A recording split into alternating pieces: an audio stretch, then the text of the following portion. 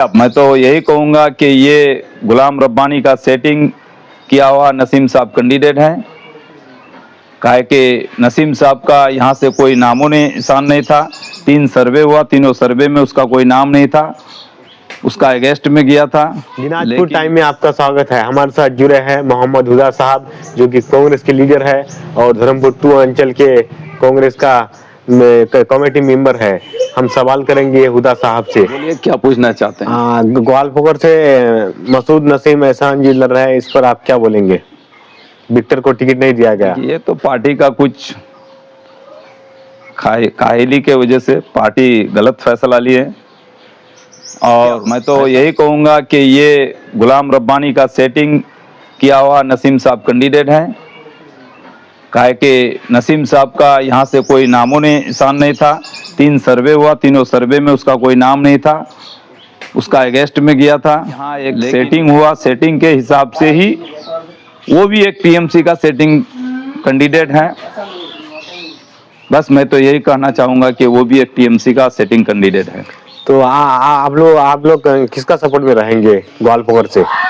ये बहुत ही सवाल आपका महत्वपूर्ण है, काहे कि हम लोग भी कांग्रेस करते हैं। इस बार हम लोग फैसला लिए हैं कि नसीम साहब का यहाँ कोई रोल नहीं है। गुज़श्ता विधानसभा में वो कैंडिडेट थे, उसके बाद वो घर पकड़ लिए, डर से हो या किसी कारण हो वो घर पकड़ लिए। अवाम के बीच में नहीं रहा। ये 5 साल अवाम उसको खोजा। अवाम क्या, हम लोग लीडरशिप में है, हम लोग खोजे तो वो नहीं मिला। इसलिए जो है उसके पीछे हम लोग कैसे करके लीडरशिप रहेंगे या फिर उसको वोट देंगे। हम लोग इसलिए इस बार निर्दल का कैंडिडेट किए हैं गुलाम सरवर को। हम लोग गुलाम सरवर के लिए वोट मांगेंगे और वही एक कैंडिडेट है कि रब्बानी के साथ कॉन्टेस्ट में है। हर लीडर बोलता है मेरा पार्टी जीतेगा, मेरा पार्टी जीतेगा, लेकिन यहाँ पर कांग्रेस का सर्वे में देखा जा रहा है कि कांग्रेस का कोई रोल नहीं है बंगाल में। इस पर क्या बोलेंगे आप? देखिए, ये तो हर पार्टी का मकसद है कि इलेक्शन जीतने के लिए खड़ा होता है और इलेक्शन जीतने का ही मकसद लेकर के आदमी मैदान में आता है। अब रह गया सवाल, खास करके मैं ग्वालपोखर का बात बोलूँगा। हम लोग तो इतने बड़े लीडर नहीं है, हम लोग ग्वालपोखर का नेतृत्व दे रहा हूँ मैं, इसलिए ग्वालपोखर के लिए बोलूँगा कि ग्वालपोखर में भी कोई ऐसा नेता नहीं है टीएमसी का अगेंस्ट में। बस इस बार का लड़ाई कोई नेता के साथ नहीं है।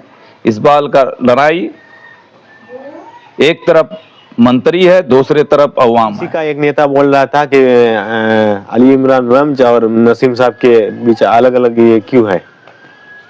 हाँ, ये तो अलग अलग नहीं है, दोनों कांग्रेस पार्टी का ही कैंडिडेट है। वो चकलिया से अलग संगठन क्यों है? ये संगठन अलग नहीं है।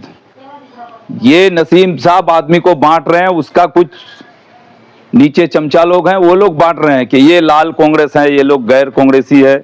ये तो बहुत ही दुख की बात है कि वो लोग हम लोगों को गलत निगाह से देख रहे हैं कि ये जो है गैर कांग्रेसी और लाल कांग्रेसी है।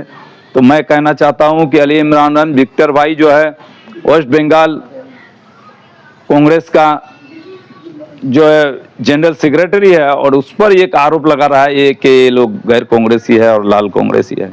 तो ये अब अवाम के बीच में है।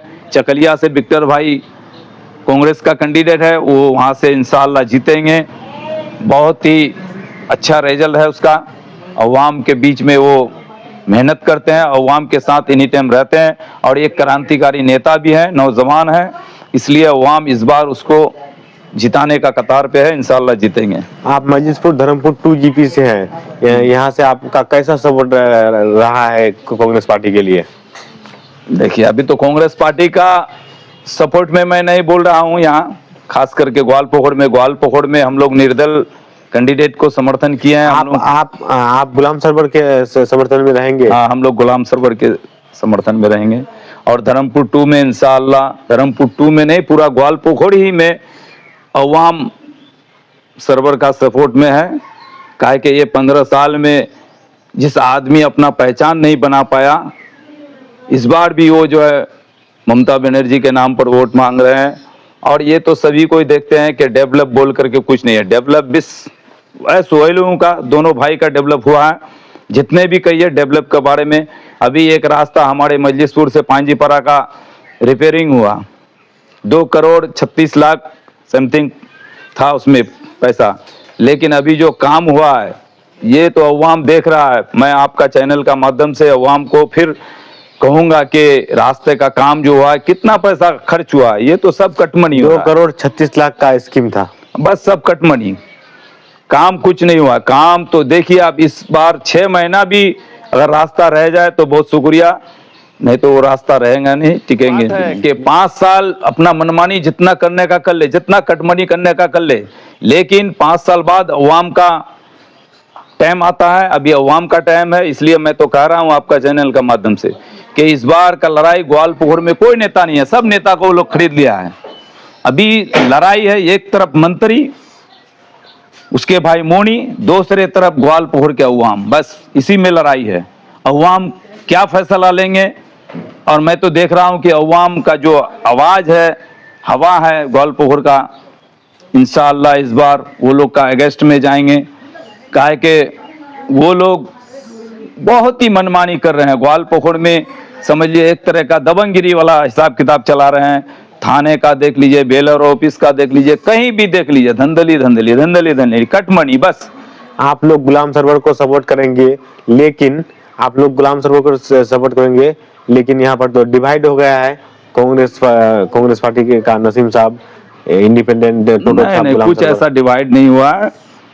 नसीम साहब के साथ अवाम नहीं है, अवाम समझ गए हैं कि वो रब्बानी का कैंडिडेट है। जो अगर रब्बानी को वोट देगा वो भी टीएमसी को देगा, जो नसीम साहब को देगा वो भी टीएमसी को देगा, दोनों का सेटिंग एक ही है। इसलिए हम लोग इस बार फैसला लिया है, और मैं पूरे ग्वालपुर का अवाम से रिक्वेस्ट करूंगा कि इस बार आप लोग अपना दिमाग से सही फैसला लीजिए। दोनों भाई एक ही परिवार से हैं, इसलिए आप लोग फैसला लीजिए कि आप लोग सब मिल करके इस बार सरवर भाई को टेम्पू छाप में ज्यादा से ज्यादा वोट दे करके काम। एसआईआर के बारे में क्या बोलेंगे?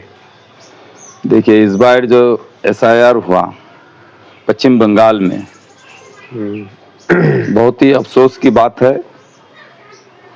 कि किसी का भाई का, किसी का बहन का, किसी का बाप का, किसी का अपना ही नाम कट गया है। ये नहीं होना था, और इसमें ये जो हुआ है, अभी हमारे यहाँ के टीएमसी जो रोलिंग सरकार है, गवर्नमेंट है, ये बोल रहे हैं कि पूरे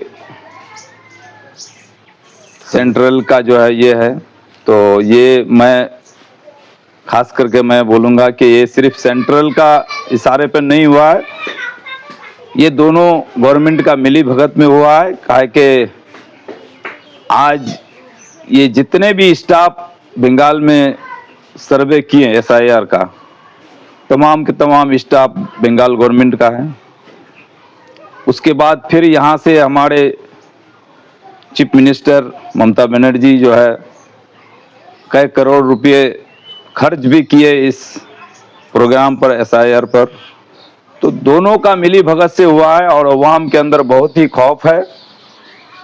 अवाम को अफसोस है कि हम लोगों का इतने दिन से हम लोग वोट दे रहे थे, अभी हम लोगों का किसी कारण नहीं, कुछ नहीं, बगैर मतलब का हम लोगों का नाम बातिल गया। तो इसमें आदमी को गुस्सा है, और इसका खामियाजा दोनों ही सरकार को भोगना पड़ेगा। लेकिन टीएमसी वालों ने तो हेल्प किया, एसआईआर के सभी लोग वही तो बोल रहे हैं, हेल्प तो किया, लेकिन अवाम का हेल्प नहीं किया। ये अवाम का हेल्प कैसे हुआ? जैसे कि अभी सेंट्रल गवर्नमेंट ऑर्डर किया, उसका ये फॉलो किया कि यहाँ से जो है कई हजार स्टाफ दिए, उसके बाद फिर कुछ पैसा भी दिए। आपका मैं बहुत बहुत शुक्रगुजार हूँ, आपने दिनाजपुर टाइम में टाइम दिए। ऐसा आपका भी शुक्रिया।